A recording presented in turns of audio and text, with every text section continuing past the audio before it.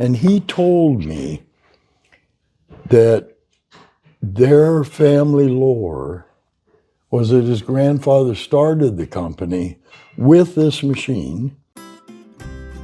I'm Eric Hollenbeck. Welcome to Tales from the Ox. Hi folks, I'm Eric here at Blue Ox. And this is our 1904 Orton single-side planer, 30 inches wide. And I opened it up here. I'll go into the history of this. See, Orton Machinery Company of San Francisco, California.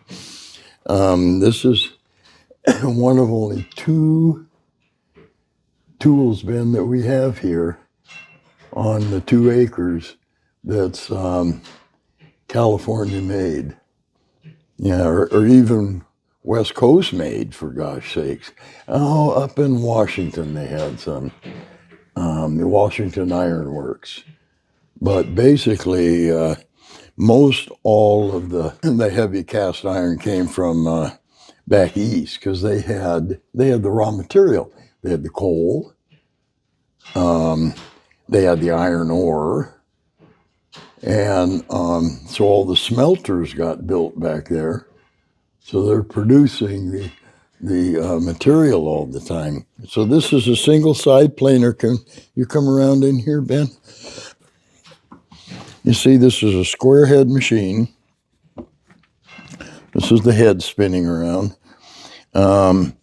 And you could put 4 knives on if you wanted. Nobody ever did. So this is, coming around here, this is 1 knife.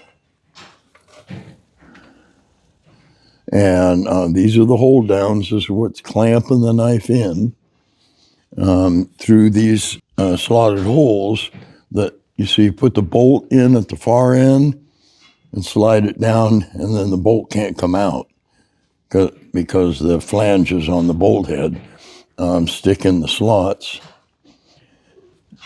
And this knife spins, and then here's the second knife. And this and the far side are an exact balance. That's why you have to run 2 knives. They don't have to be the same knives. They don't have to be the same anything. But they do have to be the exact same balance. And that way you're not vibrating. Now, about 15 years ago, we built this sawdust shield and dumped the sawdust out of the cut. You got to get the sawdust out of the cut and onto the floor, and then we just sweep up. This is set up. You're going to watch the guys today. They're going to be planing 8x8s. Yes, 8x8s, 10-foot long 8x8s for columns. The real trick with this is this floating bed. Let me do it and you can see.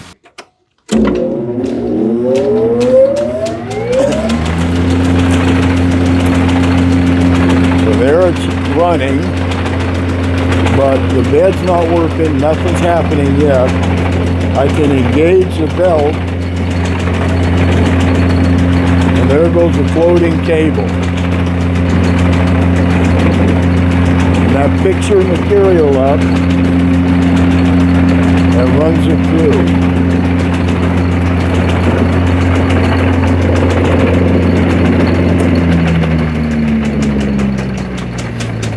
So I did research on this, and he invented this, Mr. Orton, in 1904, and got a patent on it. So let me show you what the difference is. And you see that this is all rough, and it's rough from a bandsaw. Now, a bandsaw is putting lines across it this way. Because the band is going through here. And so there's that little lag between the teeth. You think the bandsaw is cutting 100% of the time, but it ain't. There's that little lag. So it cuts, and then the next one comes and cuts, and then real quick the next one comes and cuts, but it's making that little wave action. They had bandsaws and circle saws. Circle saws give you a finish with a circular line, like that, bumpy, bumpy, bumpy, bumpy with a circular line. Now, let's go over here, Ben. This is a modern planer.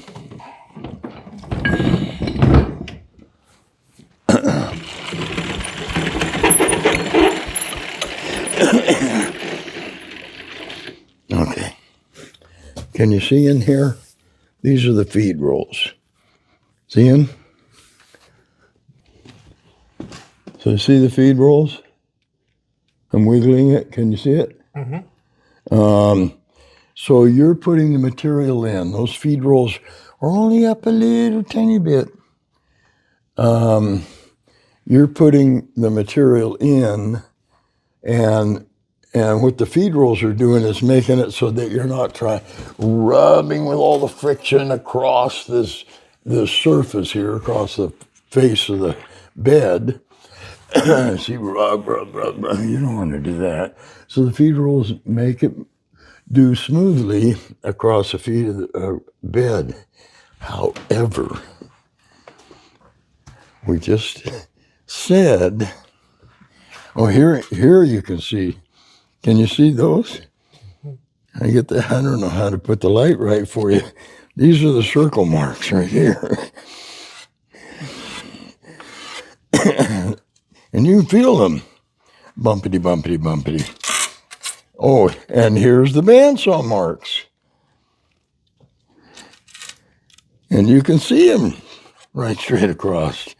And if you real little bit, you could feel them bumpily, bumpily, bumpily. Tiny bit. Well, I was going to use this as a piece of paper. Oh well. So here's the bottom of your bed, and you're running this piece of wood through here with this bumpily, bumpily, bumpily, bumpily, bumpily, bumpily, bumpily, bumpily, bumpily, like that. If you were running across the friction of the bed, it doesn't matter. But you're not. We saw that feed roll right there. We're running across the feed roll. So you got this feed roll sticking up here. Well, the feed roll's seeing every one of those bumpily bumpies because it's sticking up a little bit. So as you're going under that head and that head spinning this way, your material's actually going through bumpily, bumpily, bumpily, bumpily, bumpily. And you're transferring everything that the feed roll sees up onto the up onto the surface. They try and compensate by that by staggering the feed rolls so that it kind of settles it out a little bit in that the bumpily bumplies aren't the same. But it's happening. And that's why whenever you're going to do finish work, and you're working with rough stock, you have to joint one edge on one side first. You have to. Straighten it up, flatten it out.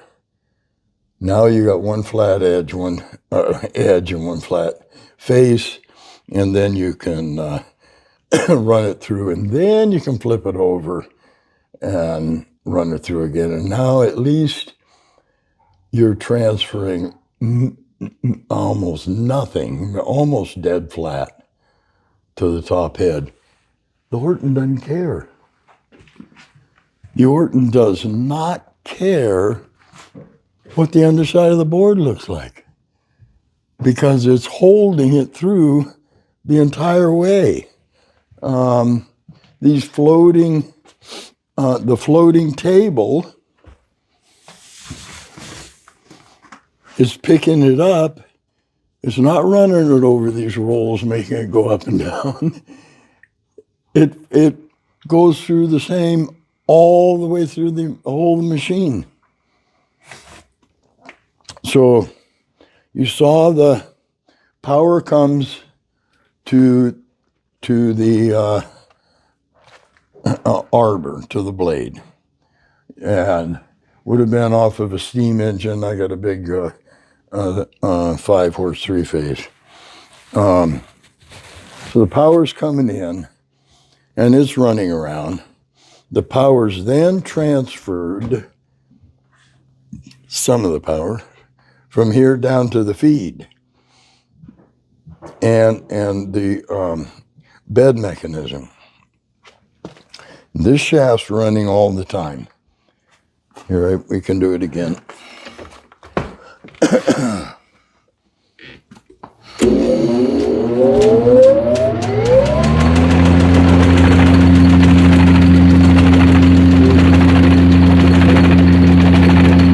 That shaft's running all the time. And then my flap belt up to my drive,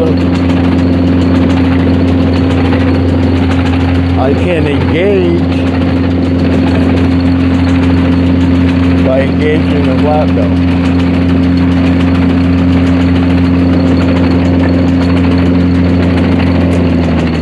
And that starts our drive going. But you know, it's 1904, folks. We all got to give them a break. So the bed goes up and down, up and down. There's 4 main screws at the corner, and this, I'm going to show it to you in a minute. This cone runs all 4 screws at the same time and raises the bed and lowers the bed, driven off of this shaft.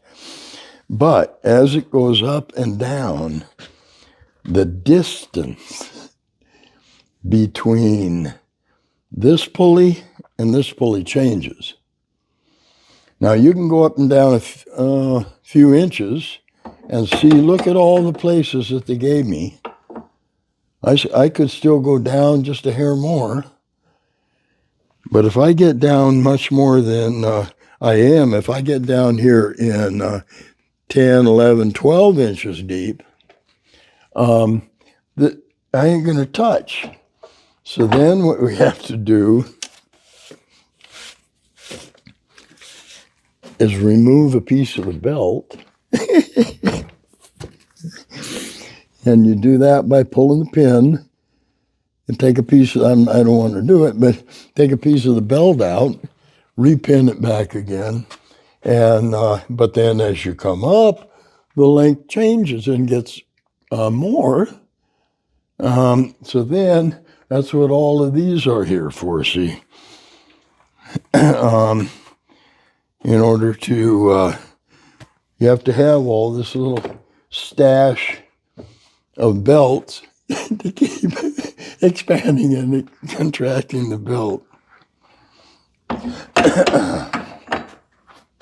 So then, this is, for all you guys out there that know woodworking and know equipment and stuff, here's a question for you, please.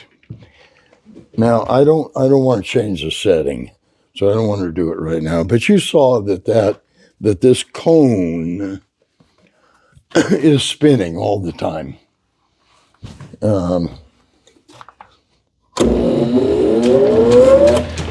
You see the cone spinning. This is my a cone clutch. If I pull this way, now I'm spinning this way. You see, now these two touch, and my cone is going to travel clockwise. But if I push this way, now these two touch. I'm still spinning this way, but I'm on the other side. Now I'm going to travel counterclockwise. And that's how you raise and lower the bed. What the question is, you guys, my cone's worn out.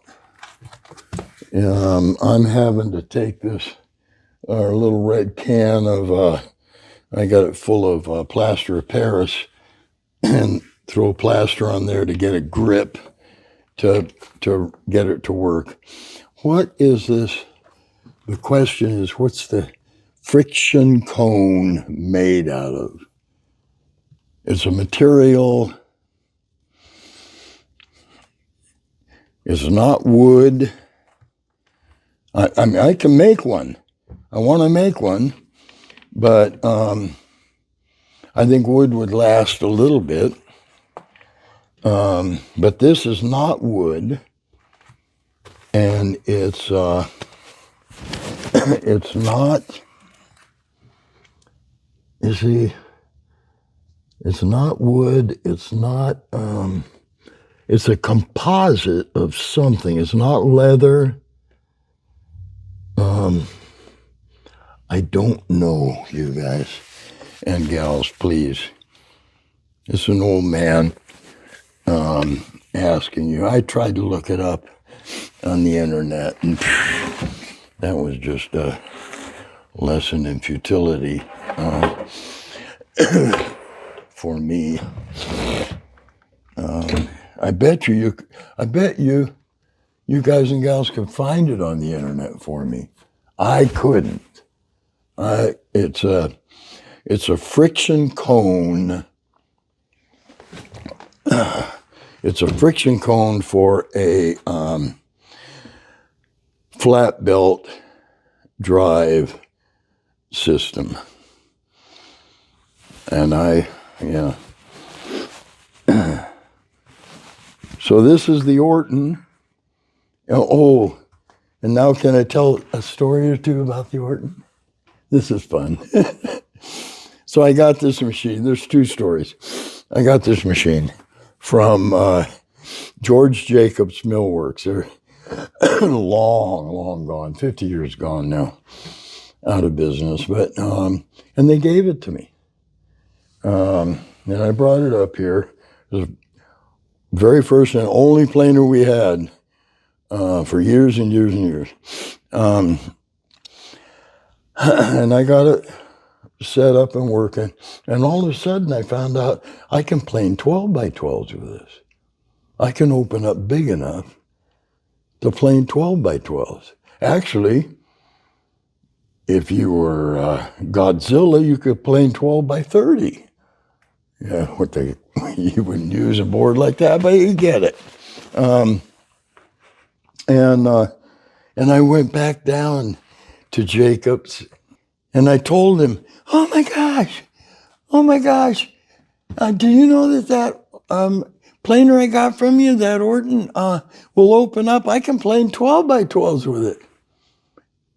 And he said, well, yeah, of course. Why do you think I gave it to you? And I said, well, I don't get it. He said, I want a little tiny planer. I can only plane little tiny boards with. And I thought, you stupid old man, you don't know what you're talking about. You don't know nothing. I can plane 12 by 12s. Oh, my poor back. The years of planing 12 by 12s. I know exactly what he's saying. I take a little planer. I can play little baby boards with it. And I can grunt. Yeah, got it. The other story is somebody told me I could get these side panels that Orton at one time made 16-inch side panels that you could open up to 16 inches deep. Mine goes 12 inches deep. Same machine. So I looked on here, And here it is right here. Orton Machinery Company. See? 12 by 30.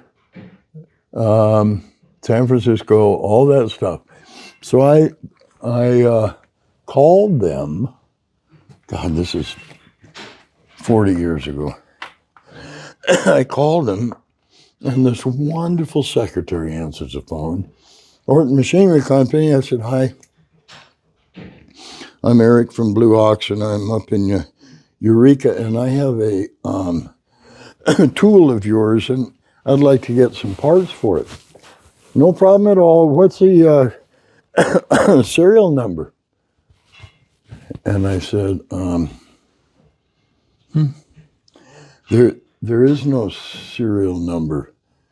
It just says manufacturer's number 44. And she says, oh, can you hold the phone a minute? And the next thing I know, a couple of minutes later, this grumpy old bastard of a man answers, I'm Connie Orton, grandson of the founder. What the hell machine you say you got up there? And I told him, he flew up here, Ben, from San Francisco, or drove up, or how, and he came up and I got to see, and he told me that their family lore was that his grandfather started the company with this machine and started with manufacturer's number 40 to make it look like he'd been in business a while. Now, if that's true, I've got the 4th one ever made. If it's not true, I got the 44th one ever made. The one regret that I have is that we hadn't even started to open for tours yet. So Connie never, he's long since passed now, but Connie never got to see the display where people every day get to see his grandfather's the grandfather, Mr. Orton, I just saw on the internet today, was a machinist for a tool company. I think it was Yates. I think the internet said Yates. I don't read so good, but and he actually got, while he was a machinist, he got a patent for this. He got a patent for a surfacing machine, and then in that was the late 1800s, late 1800s, and by 1904 he had struck off on his own, and started making this one. And they were in business for years. Orton Machinery, oh, good Lord, they're in all kinds of fields. They were. But the thing that I don't understand, they were in Livermore, I think that's what it said. And they, I don't get where the foundry was, or how in the heck, for a year after 1906, the foundry would have gone down in the earthquake. Hell, no foundry could stand up under that. You know, it's all brick. So at least for a year or more, they would have been dead in the water with just the parts that they had. Any manufacturer getting local foundry. So I don't know where the foundry stuff came from. That's an interesting question. So I hope that was fun, folks. This is a Orton single side 30-inch planer.